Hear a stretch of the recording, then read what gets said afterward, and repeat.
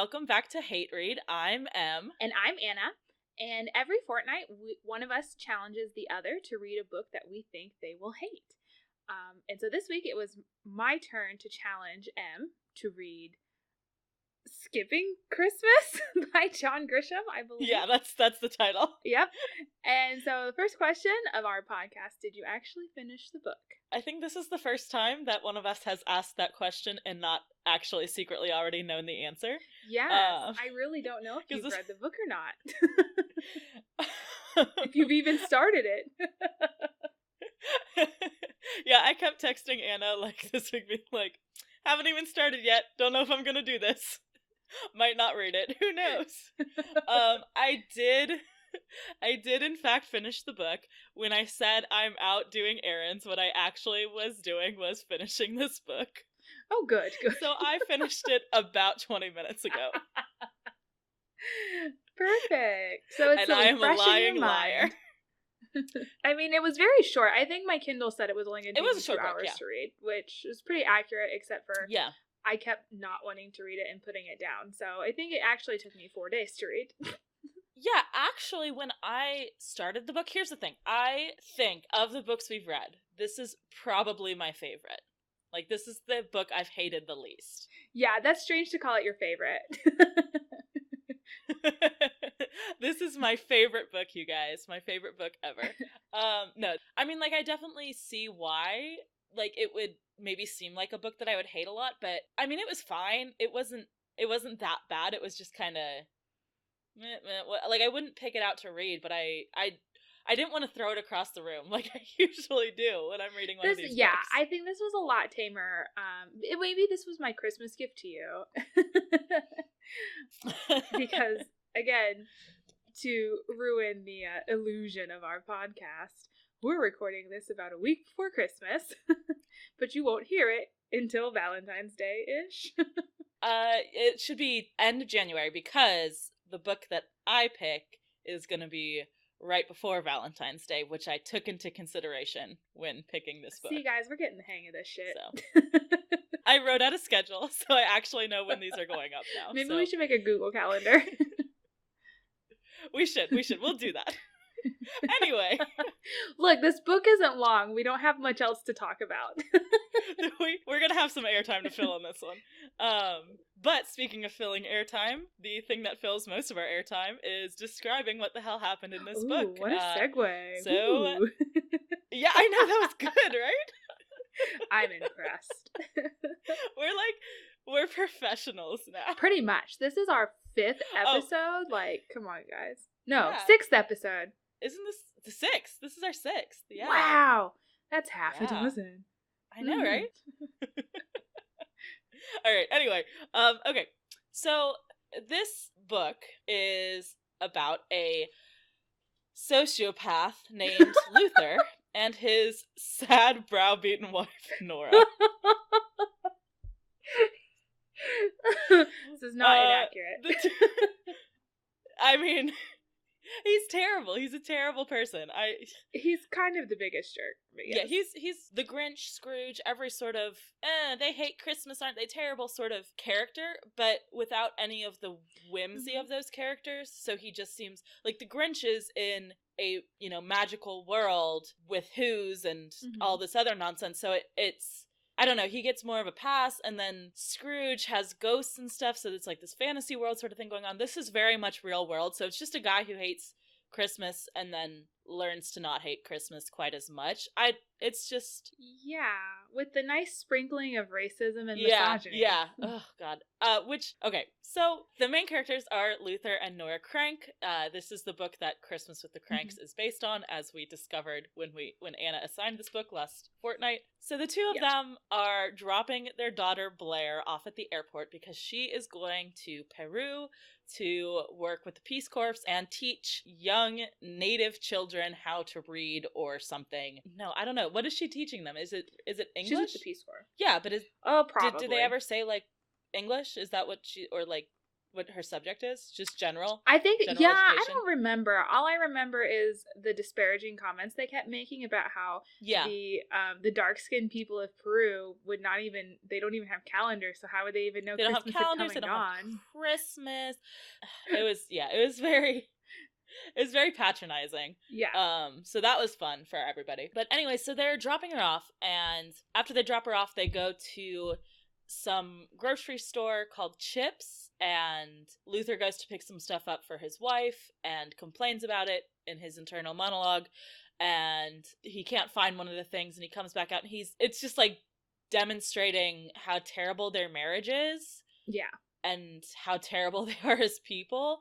And you're thinking, oh, maybe this will change by the end of the book. It doesn't. They still have a terrible marriage by the end of the book, and they're still terrible people by the end of the book. So I don't really understand, like, they don't learn, or, you know, there's like no character growth. They're just terrible 100% the way through. And they just got super lucky with nice neighbors, but Right. They have great neighbors. Well, actually, no, not really, because their neighbors are annoying too. Like, their neighbors are obnoxious. Okay, we'll get into that in a second. Yeah. But so they go home. He goes into work the next day, or, you know, a couple days after. I don't know exactly the time frame. I was kind of skimming, I'm not gonna lie. Yeah, it's a lot of same. Yeah, so he gets into work. He works as an accountant at some firm. The floor under his firm is home to a travel agency with a young lady named Biff, which is the first of many insane names in this book. It's like, Biff, like, what? Is she the bully from Back to the Future? Like, that's the only human I've ever heard of named Biff. And was it your grandpa's nickname, Biff? You know what? Screw you. You're right. Okay, sorry. My grandfather was the bully from Back to the Future. No, he wasn't. He was a great guy.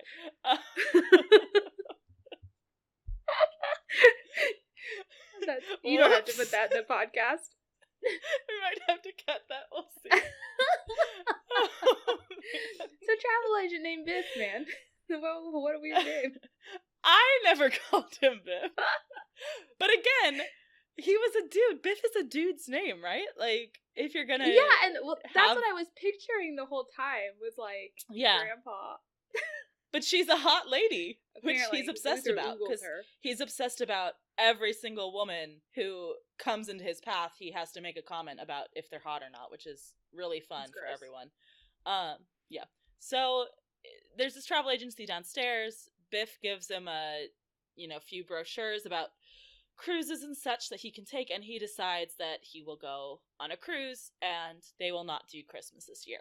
So instead of all of their usual Christmas, because he'd gotten drunk the night before because his wife was super sad about their daughter leaving for the Peace Corps in Peru, and instead of staying up to comfort her, he decides to pretend to be asleep, then sneaks out of bed, goes to get drunk in the basement, and calculates how much money they had spent on Christmas the year before. And the amount they had spent was $6,100, which kind of, like, what? That blows my mind. Yeah, I was shocked by that. I was like, how do you even spend that much money on, oh my god, like $6,000? And I mean, in 1 month's time. In 1 month. And I went through and tried to calculate my expenses for Christmas this year. And I was, like, trying to do the same stuff he did. Like, I counted, like, clothes that I bought for things. Like, I was like, okay, presents, obvious one, decorations. I mean, like, I don't buy new decorations every year, so... Yeah. You know? And then I was like, okay, well, like, I bought a new sweater for a play that I'm gonna go see for, like, a Christmas thing. I guess I'll count that, but, like, even the most generous definition of Christmas related spending, I came up with around $500. I don't throw giant Christmas parties, which apparently he does, so maybe that's part of it, but I don't know. I just don't understand how anyone could spend $6,000 on Christmas. It's crazy. Well, and then, like, when you see his interactions with some of these people that come and ask him for money, like, well, first it's like, the Christmas cards and Christmas party invitations are going to run like $400 for however many cards. And then they want to buy these fruit cakes for what was it, like $80 a piece for a fruitcake, or Yeah. a $70 calendar of the policeman. Like, it was just like, everything was so outrageously expensive, which I guess is part of the conceit of this novel, is that they are all, you know, upper middle class people, and they are all wanting to keep up with the Joneses, and so all of these things mean a lot. But the thing with, like, the fruitcakes and the calendars and stuff, yeah, that's all expensive, but that was supposed to be, I thought, it was very clear that that was just a charity thing that, Yeah. you know, so I'm like, this isn't even, I don't know, because they say that they agree to still spend the same amount that they spent on charity last year, this year. Okay, so we're getting a little ahead of the plot. Yeah. So he goes to talk to the Biff. So he talks to Biff, and she sells him on this cruise, and he goes home to talk to Nora, and goes in with a plan of attack to how to get her to agree to skip Christmas this year.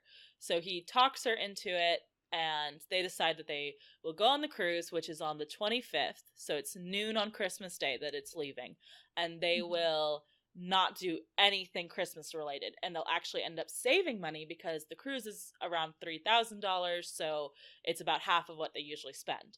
But they do agree that they will still give to charity the same amount that they did last year, which, to me, most of the stuff that happens in the next bit where people are coming by and are like, oh, can you buy this thing or that thing from us for this exorbitant amount, like, that's obviously charity. No one actually wants the fruitcake. No one actually wants the calendar. It's just an excuse to give to charity. So I didn't really get that. I was like, well, you said you'd give to charity, so why aren't you paying this policeman for the policeman charity? Like, I don't understand. Yeah. I don't understand, or like what the line was. Tipping the mailman because they have so much more stuff to do, which kind of, that made me mad. Like, they totally so like mad. Check out of all of the Christmas tipping culture, which in the US, like, yes, we have a pretty shitty method of paying our waiters and other customer service employees, and tips go a long way, especially around the holiday season. Like, that's not you ignoring Christmas, that's you, like, really affecting someone's livelihood in a way. Right. I don't know. It's like when people say, oh, I'm not going to tip because I don't believe in tipping. It's like, well, the only person you're not affecting political change. The only person you're hurting is the person who has been helping you out for the last hour or whatever, you know? Exactly. So that was the moment. Every book we've read, pretty much, there's been a moment where I'm like, oh, I hate this person. And for Luther, it was, let me find it real quick, because it was pretty early on. Oh, mine with Luther was when he pretended to be asleep when he obviously knew his wife was very upset and emotional. Yeah, that was a little bit after this. But yeah, the moment for me was when he's in the grocery store after dropping Blair off at the airport, and he's like, his internal monologue is complaining about, oh, all the cashiers here are terrible, the Sackers here are terrible, but then he thinks, around Christmas, the Sackers came to life with smiles and enthusiasm, and astounding recalled the customers' names.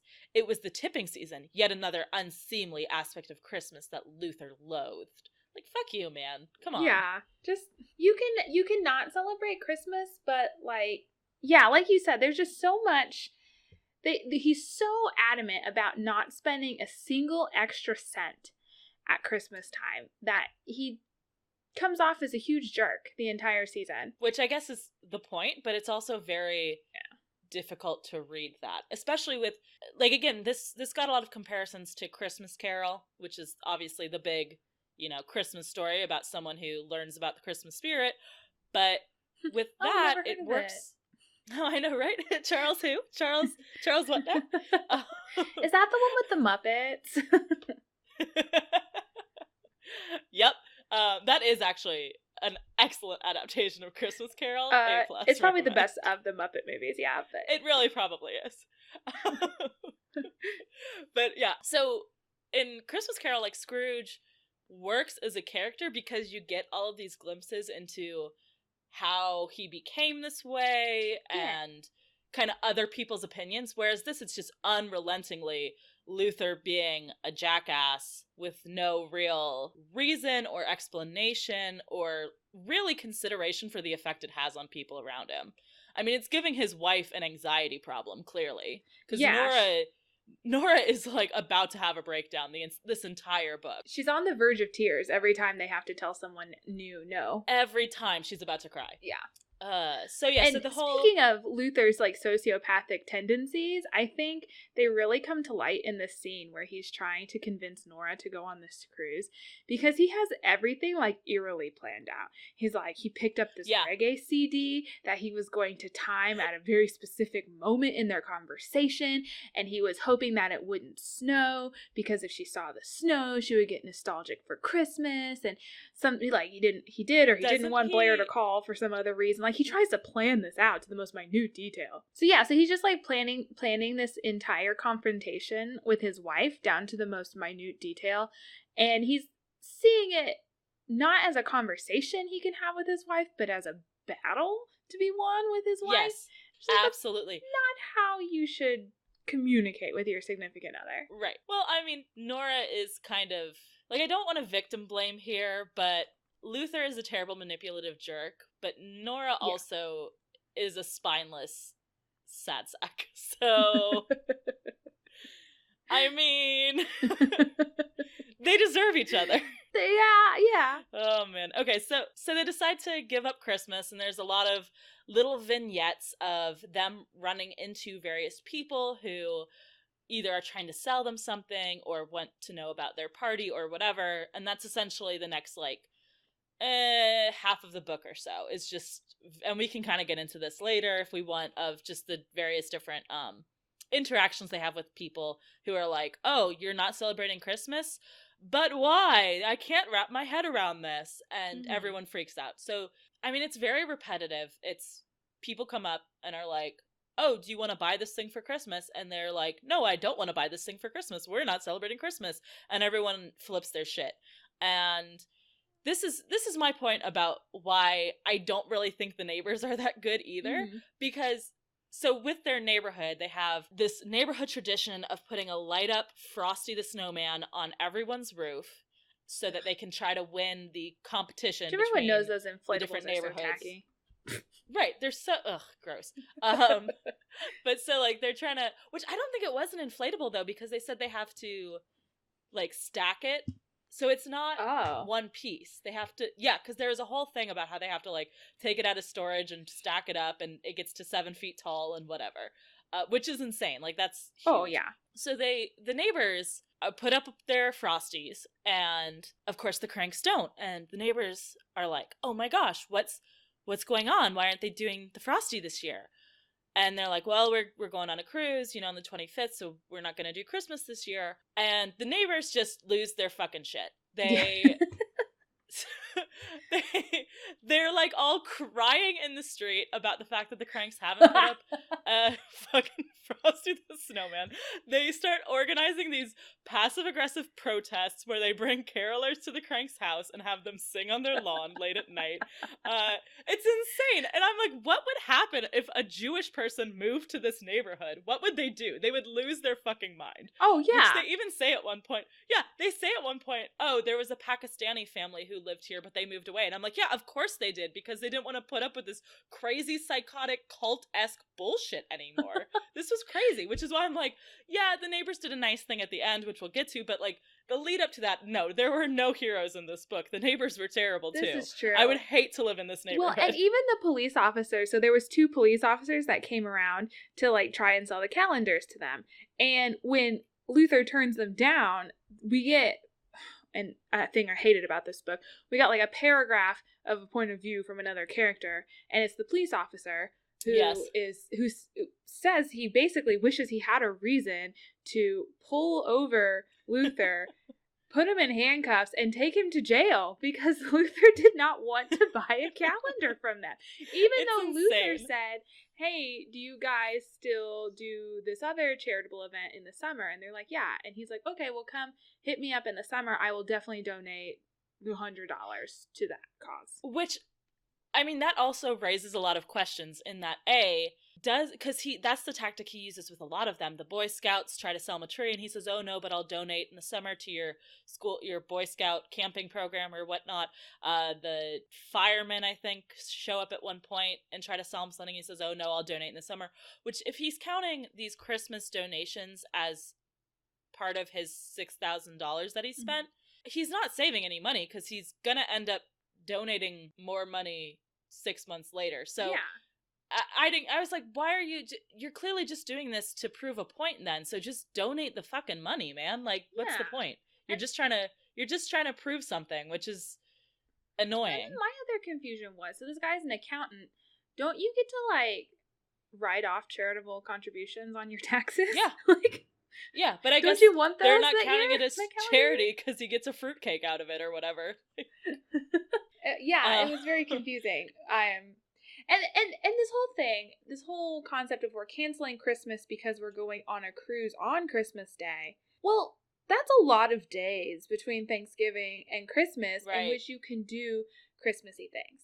So, like, I would be more understanding to Luther if you were like, well, we're not doing presents this year, and we're not gonna host our party, but everything else, sure, yeah. Or, like, you know, we won't send out Christmas cards, but we already own outdoor decorations. We can just put them up. But the thing that you're forgetting is that Luther is a grumpy old man who has got this idea in his head and will not let go of it.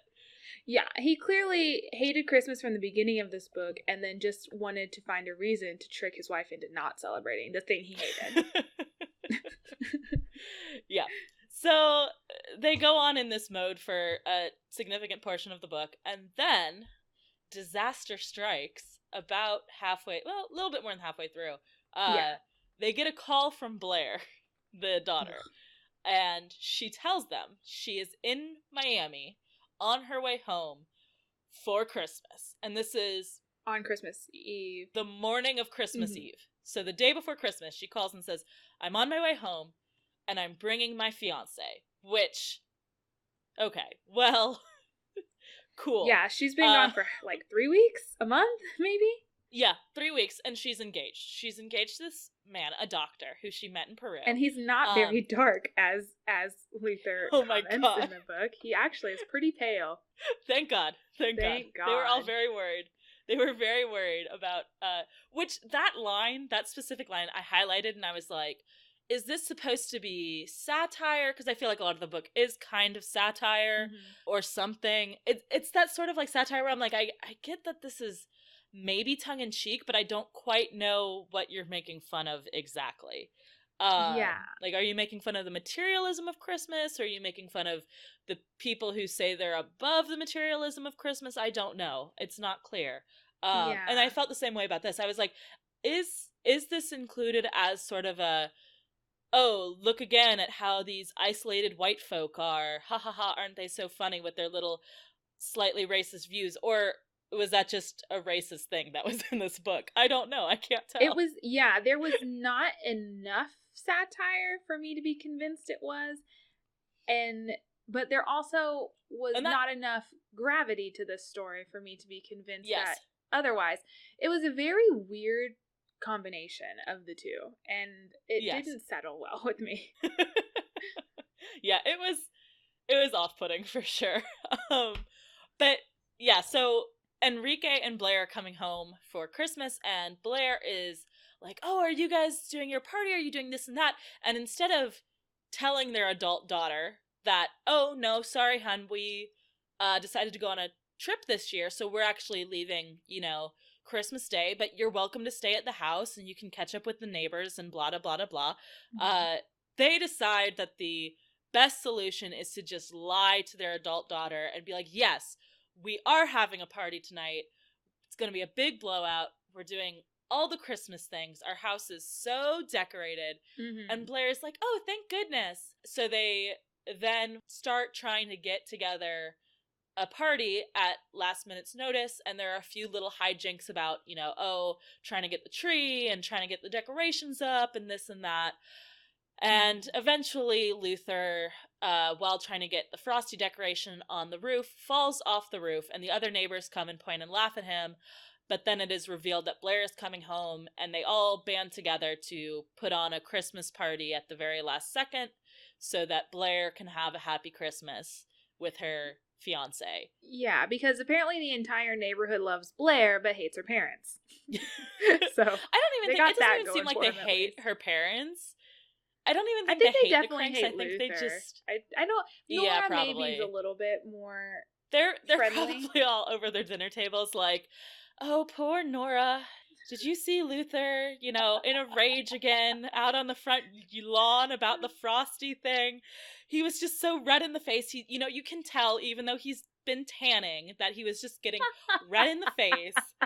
And poor Nora, that's 100% the conversation that's happening. I heard her sobbing in the kitchen tables. When we went over there to ask them for money. Oh, man. So they band together. They throw the party. Blair never realizes that her parents were planning a vacation without her, because I guess that would just upset her too much. They couldn't possibly tell her that. And then at the last few pages of the book, is Luther decides he goes over to his across the street neighbor's house, who there's been some conflict with in the book, and the neighbor's wife had been diagnosed with cancer and was given a very short time to live, although we're not really sure because most of that is neighborhood gossip, so who really knows. But Luther decides to give them the cruise that he and his wife were going to go on, which is nice, but also it was super out of character. I was like, you haven't built enough character development for me to believe that this is a thing he would do. Mm-hmm. And B, it's a nice gesture, but he himself points out that if they don't go on the cruise, then it's just a waste of $3,000. So it's not really like he's giving anything up, because they weren't going to go on the cruise at this point. Nora was adamant that they would not go on the cruise. So he's not really giving anything up. It's not a, O. Henry short story over here where he gives them the cruise and they're like, oh, but we sold off our entire house to buy you floaties for your cruise. What? It's not a gift of the Magi situation. Yeah. It was very unusual, because you don't even really think that Luther cares about other people's feelings, as he's demonstrated in this entire book. Many times. And I think, when they first bring up that Bev Shield, the across the street neighbor, her cancer has come back and she only has 6 months to live. Nora is totally uninterested. Yeah, and Nora is emotionally she's very upset. She's visibly upset. That's the word I was looking for. She's visibly upset, crying in public at lunch and talking about it in a hushed voice. And I didn't highlight it, but I believe the line, paraphrased, is that Luther listened to her talk until he had enough and then abruptly changed the subject to their cruise. So, yes. You're terrible. Yeah. Just the worst. So, I don't know. I guess hanging from the roof and having a near-death experience was enough to shock some niceness into him. It taught him the meaning of Christmas, which is parties, I guess. Yeah, because I guess it's your daughter is the meaning of Christmas. Essentially. Doing things to make sure that your kid has the exact Christmas that she wants, even though she's 23 years old and should be able to hear the words, sorry, honey, we have other plans, without having a complete meltdown. Yeah, or I don't know, maybe when they decided to go on this cruise, they could have just written a letter being like, hey, honey, we might be out of touch for these few days because we're going to be out of the country. Don't try and call us on December 25th or December 31st holidays to wish us anything, because we're not going to be able to answer the phone. And don't worry. Just the whole, there was just a lot of irresponsibility with this cruise situation. Oh, man. Well, that's pretty much the whole plot. Yeah, it was a very short book. It was under 200 pages. It was a short book. It was easy to get through. Tons of dialogue. Yeah. Yeah. Which actually kind of brings us to at least my silver lining for this book, which was, for me, the thing that I kind of liked about this book was the dialogue. That I felt like all of the dialogue was really snappy, really catchy. It was like two lawyers in a courtroom arguing.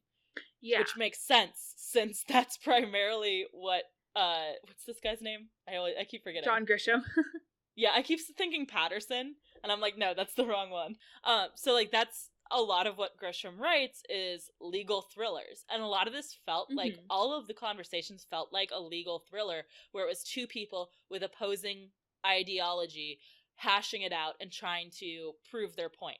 And that works really, really well in a legal thriller, but it does not work, at least in my opinion, in a book about Christmas. Yeah. Like, the stakes are not high enough for the characters to be talking this way. Yeah, no. So that was one of them. And then the other thing that I enjoyed about this book, which wasn't an actual, like, intentional thing that the author did, but it was very nostalgic for me of my own childhood, in that a lot of what they were talking about, like, was very aggressively 90s, early 2000s. When they go to the airport, they walk Blair to the gate, which, you know, is very pre 9/11. And yeah, I was wondering about that. yeah, so this, I just looked it up. So this was published in, it was published in 2001, but November of 2001. So it was probably written pre 9/11. And obviously before all of the, you know, intense security measures. Yeah, because she called her parents from the airplane.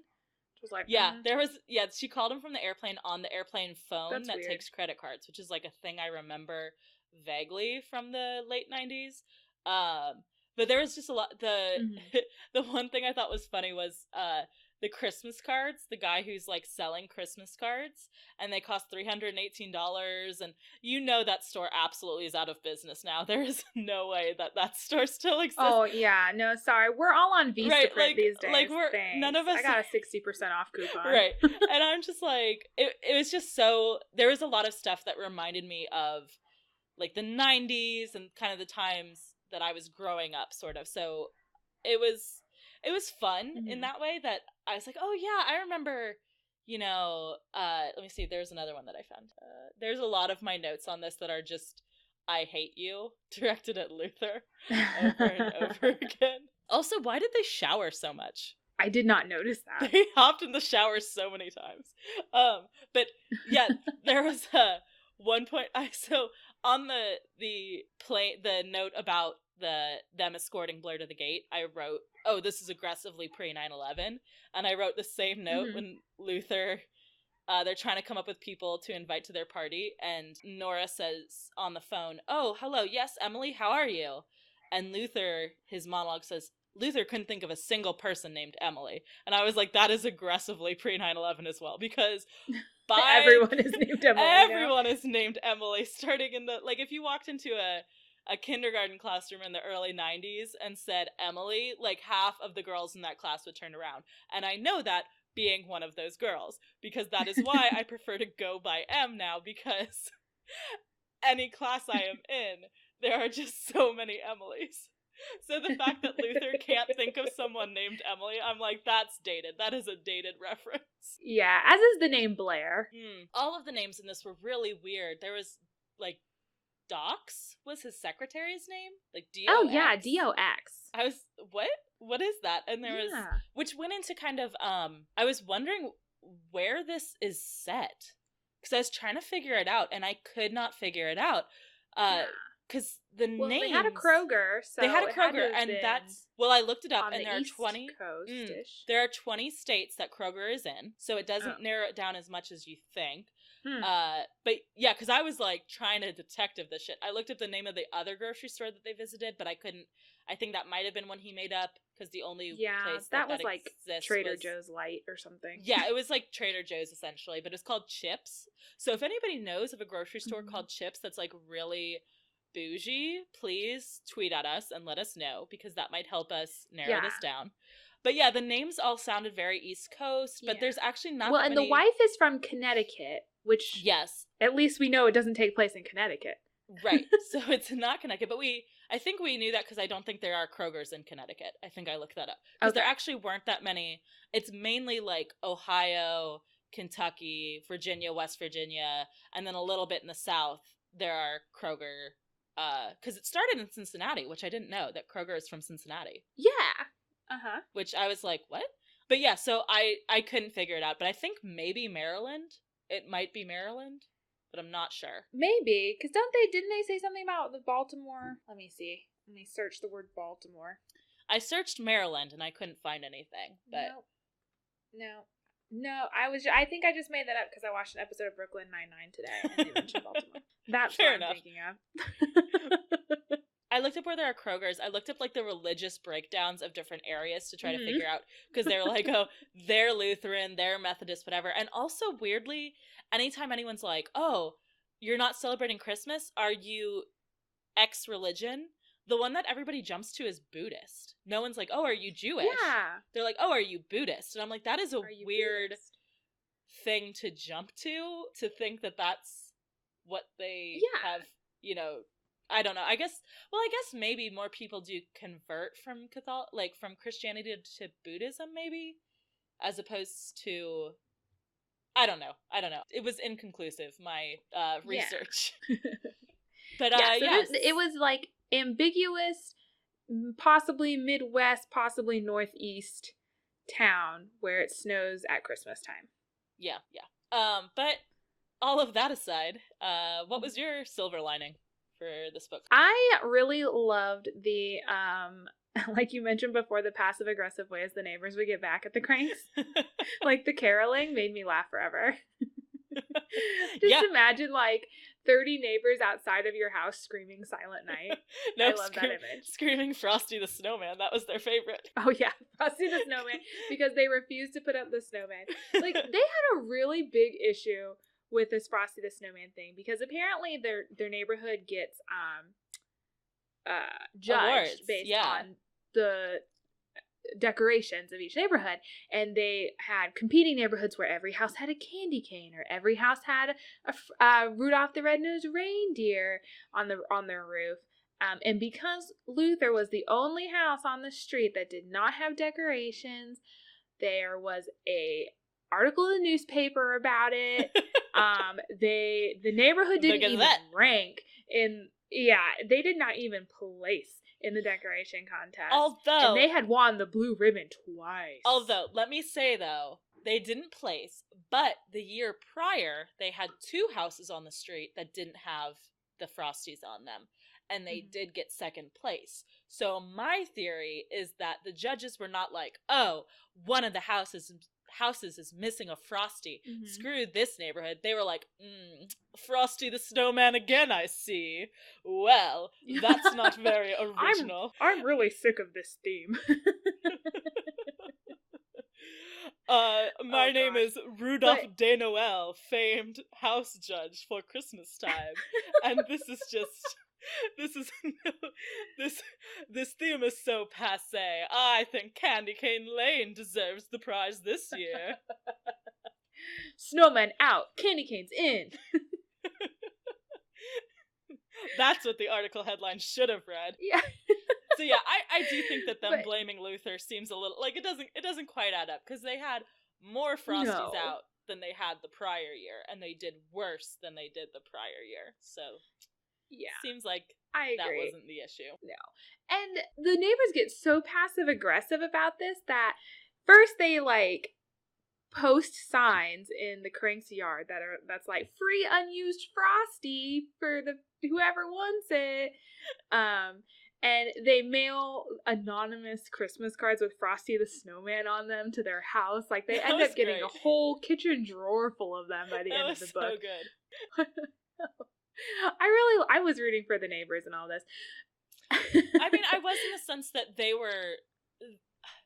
I didn't think either side had the moral upper hand, but the neighbors were more fun. It was an issue of... They were more creative. It was an issue of lawful evil versus chaotic evil, and I mean, I'm gonna go with chaotic evil in that sense, you know?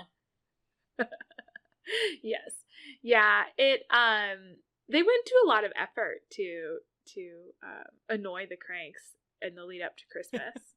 I applauded their efforts. I was down with the scheming. It was good. It was fun. It was the most fun thing in this book, for sure. Yeah.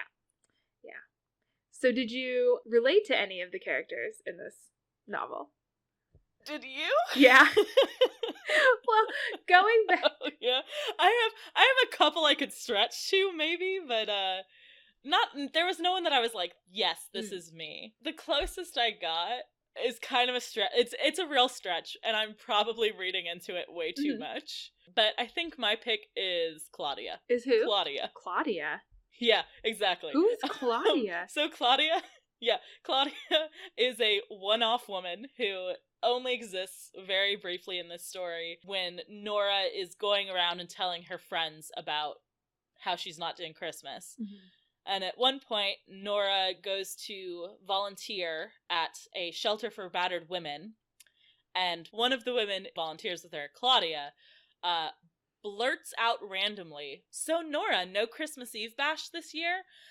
And Nora is like just horrified that Claudia has brought this up in front of other people who some of them weren't even invited last year, and it's just so embarrassing to Nora, and Nora is so upset about it, and how could Claudia be so rude?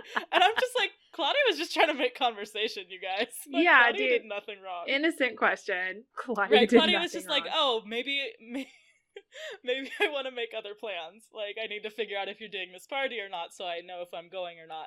And it's really not her problem that Nora sometimes doesn't invite people. And also, Claudia is a good person because she's volunteering at a shelter for battered women. So yeah, good for her. I'm Team Claudia. Team Claudia this book. How about you? As you might know, but our listeners do not. I know who you're gonna say. I think I know what you're gonna say. Can I guess? Yeah, go ahead and guess. Can I guess who you are? And if I'm wrong, I'm gonna cut this out, but can I guess? Who is it? Are you Enrique? No, not Enrique. Not the only person of color amongst a bunch of white people. No. No, I was gonna say you have to deal with your. One. I was gonna say you have to deal with your in-laws. Oh. That's what I thought. And also, yeah, the only borderline person of color in this entire novel. Oh man. Oh gosh, no, that is not what I was gonna say. That's a good one, though. I didn't think about it that hard, though. I was going to say, as you know, Em, and our listeners do not, I am very much a Slytherin at heart. And so when Luther went to go get the Christmas tree from the Boy Scouts Christmas tree lot, there was like one Charlie Brown tree left. And the price on the sign had said $75 originally, but was crossed out, and the price was all the way down to $15 because it's like 5 o'clock on Christmas Eve, and this tree is butt ugly. And Luther says, "I'll take it," and the Boy Scout troop leader immediately goes, $75. And Luther's like, "What? But it's terrible," and he's like, "Supply and demand." Supply and demand.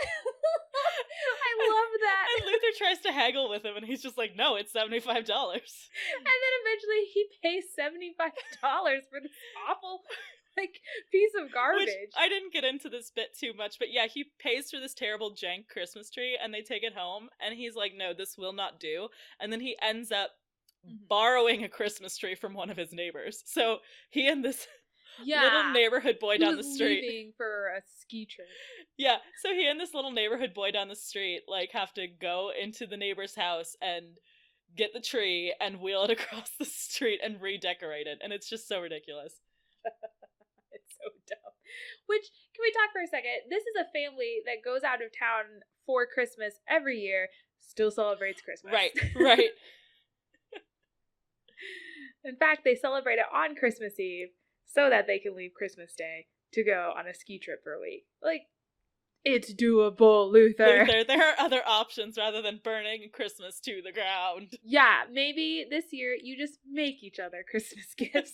Right, he's so annoyed with the materialism of Christmas, but there's options besides just not doing Christmas at all. Make each other Christmas gifts, or just don't buy each other shitty gifts that you never use, because that's one of the things when he's going through his itemized list of Christmas expenses, and he talks about the gifts. He's like, "Oh, a cashmere sweater that he never wore, and another cashmere sweater for Nora that Nora never wore." And I'm like, well, then stop buying each other sweaters. Good God. Yeah. Get it. Oh, it's so dumb. Get her a nice gift certificate to the tanning salon. Yeah, apparently she loved that. And that's another thing. So, throughout the whole novel, Luther is kind of purchasing things here and there in preparation for the cruise. So he buys them a tanning package at the tanning salon, and he buys an outfit for himself to wear while he's in the Caribbean. But then he also, like, pressures his wife into purchasing this itty-bitty red bikini that she's so uncomfortable in. Right. But she wears to go tanning in because she's embarrassed to go tan naked, which apparently is what Luther does, is he hops right in naked. She also hates tanning.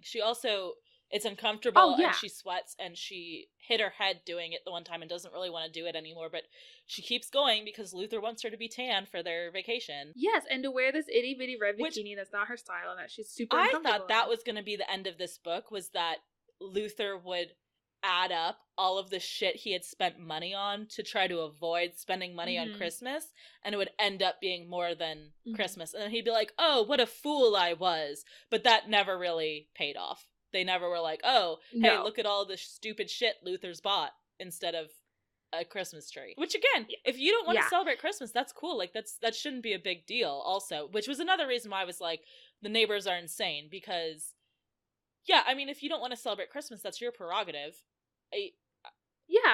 And it's not really anybody else's business. So that was also very frustrating. And again, I asked, what would they do if a Jewish family lived in that neighborhood? They would just, they wouldn't know what to do with themselves. They'd be like, but I guess just commit hate crimes. I think so. I think literally I think that's why the Pakistani family left. Yeah, their HOA is very strict. And I don't know, there were two things that I wanted to bring up that we didn't mention throughout the summary. First is the possible eating disorder that the Kranks are developing in their journey to lose weight for the cruise. They are eating themselves to the point of starvation. Like, they're having, like, a yogurt a day and maybe some carrot sticks, or a salad made all of spinach and no dressing. At one point, Luther and Nora I think they call each other, and they're like, oh, how many calories are you at? And the other one's like, oh, 300, and it's the end of the day. And I'm like, yeah, that's not okay, you guys. Yeah. And Luther, at another point, he, like, when they're trying to sell the fruitcakes, when the firemen come to sell the fruitcakes to the Kranks, Luther gets a whiff of one and is hit with a stab of hunger so badly that his knees buckle. Yeah. And he has to, like, restrain himself from just grabbing the fruitcake and diving straight into it. These are not healthy habits you're developing, Luther Krank. This is a good situation. This is a serious issue. Yeah. Please eat something. It was pretty, I don't really have much else to say on it besides that it was really messed up. Yeah. Like, it was awful. And it wasn't, I don't know, was that ever something that would have been funny to anybody? Like, that's not humorous. I don't know. Dangerous. Again, yeah, I'm like, I feel like so much, I don't know what parts of this book were supposed to be funny and what parts were supposed to be serious.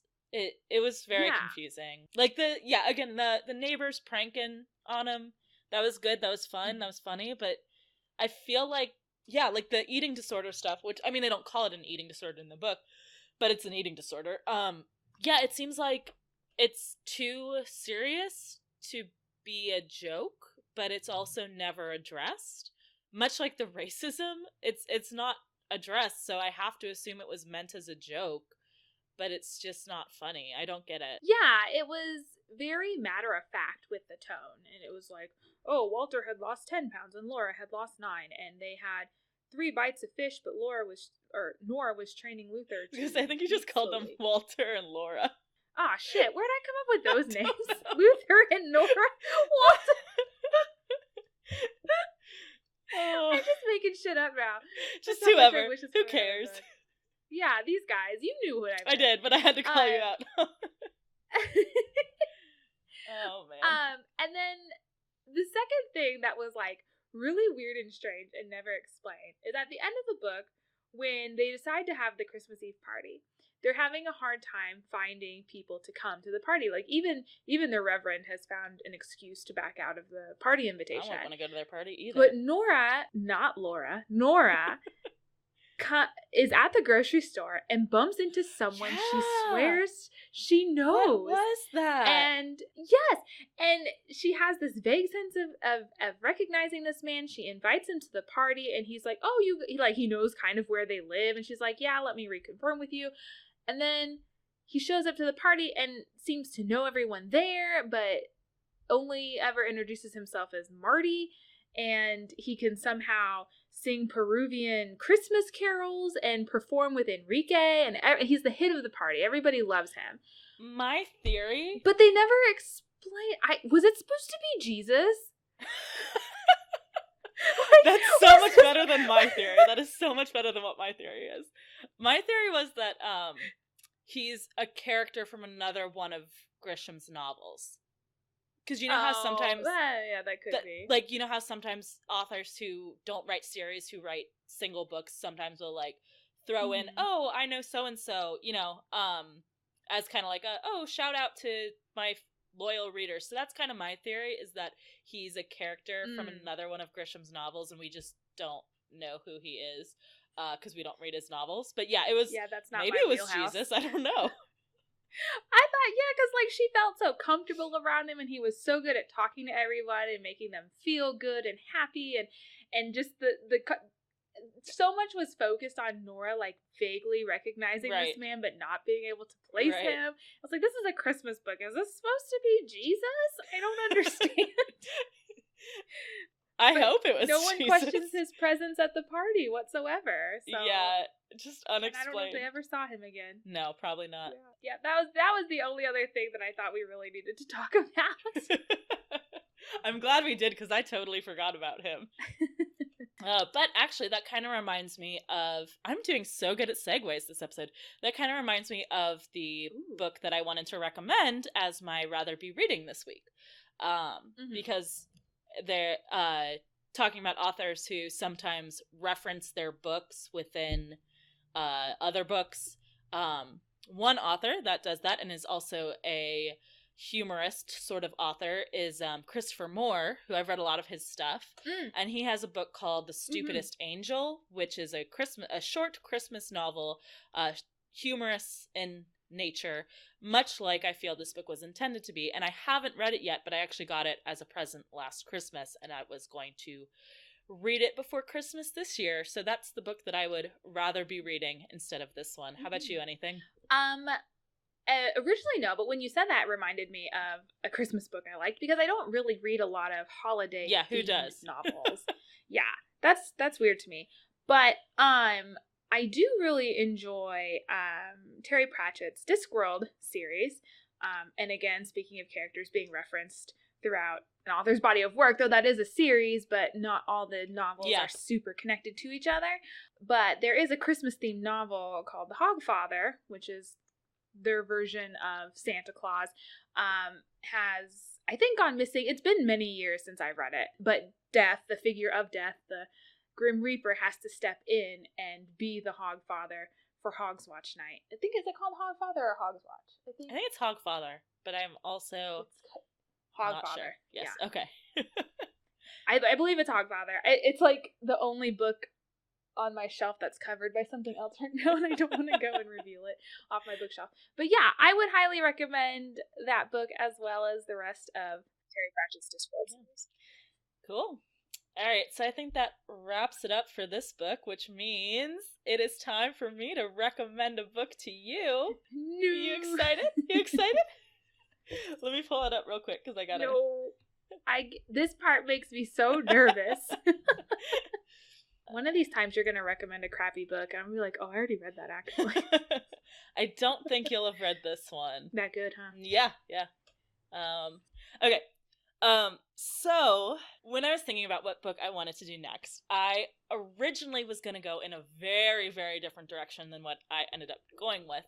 But, like I mentioned at the beginning of the episode, which may or may not have been cut at this point, but I went ahead and mapped out when all of our episodes would be released. So although we just did our Christmas episode, the next episode we record is going to be released right before Valentine's Day. So originally I wanted to do a historical novel of some sort, but I didn't really want to do historical romance. and I did want to do something Valentine's Day related. So Mhm. thinking of love, what... No. What do we love more than fan fiction? Oh, no. At least our 13-year-old selves did. So I went ahead and looked for books that were based on fan fiction, which there are a lot of, it turns out. Gosh. What do they call it? Pay to publish? Or, shoot, there's like a term they use for this where they basically just copy and find all of the names in the book. Yeah. With made up ones. I don't know if this is one of those. This was kind of a bigger series. At least the first books were. So this series is, well, let me ask, have you heard of the author Anna Todd? I don't know. Let me see. No, I have not. I just looked up some books they did on. So Anna Todd was the author of the After series, which is a pretty well-known fan fiction to real book series that is based on a fan fiction of One Direction. Oh. So what have you done? That was my first inclination to do that, but it turns out those books are like 500 pages, so we're not going to be doing the After series. Instead, my God. I know there's a lot of steps. There were a lot of steps to me coming to pick this book. So instead, we're going to be doing Nothing More, which is the first book in the Landon series, which is a spin-off of the After series. So I believe it is still one of the One Direction boys, except the name has been changed.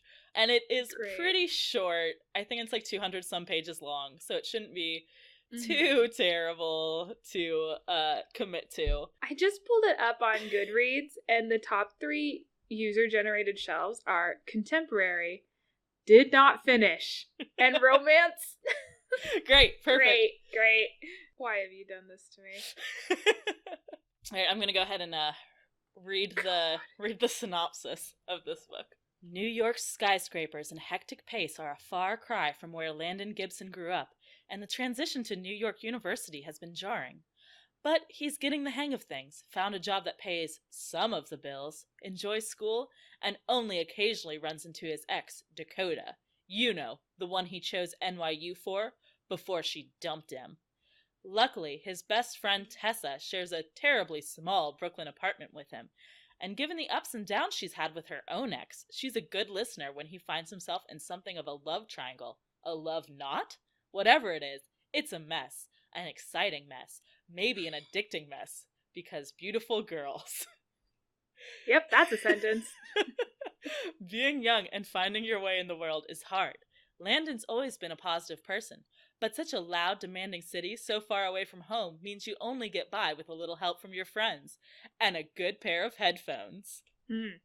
So that's going to be our next book.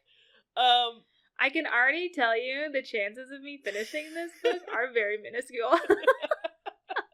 All right, so I will pay close attention when reading so I can do the synopsis if need be. Yes. Oh, man. Oh, my God. I don't even... No words for this. I didn't even know that you could publish fan fiction written about real life people. Well, you can't on fanfiction.net. And I remember this specifically because when I was a youngster and was on fanfiction.net, it used to incense me when people would write fanfiction about real people.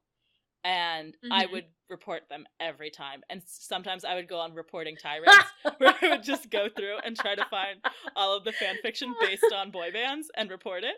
Because now, to be fair, maybe they have changed their rules since I was on it back in the day.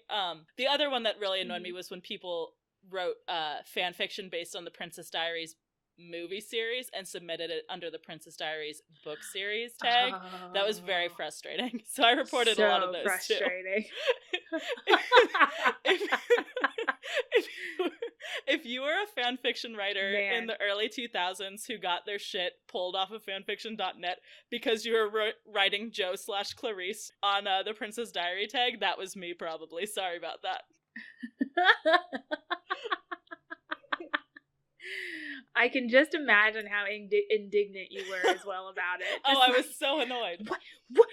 Everyone knows the books are better than the movies. It wasn't even that the books were better than the movies. It was just that there was a separate tag for those to be. There was a separate tag for those, and they could just go have, because Joe was not a character in the books, you guys, okay? Joe was not a character. Precious. All right, so that's about it for this week's, week. I keep saying week. That's about it for this fortnight's episode. You guys can contact us on Twitter at hatereadcast.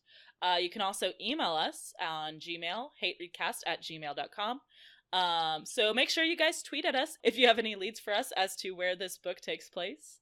Also, tweet us if you have any suggestions as to what book we should read next. Remember, we are trying to pick books that we haven't already read, so although we think we'll hate them, we're not sure. So if you guys have a book that you think that we will surely hate, send that our way, and we might read it on the show. And thanks to Ben Cope for our brand new theme song. It's amazing, and we both love it, having not been able to stop listening to it. We have a link to his YouTube channel in our show notes if you want to go check him out. In the words of John Grisham, if he'd face down the Boy Scouts, then who should he fear?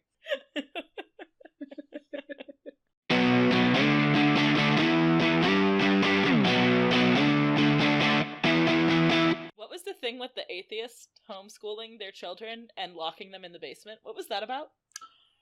I totally forgot about what was that all about? That was weird. That was weird, right? I have no... It was like a cult, I think. It must have been, I don't know. Right? That was weird.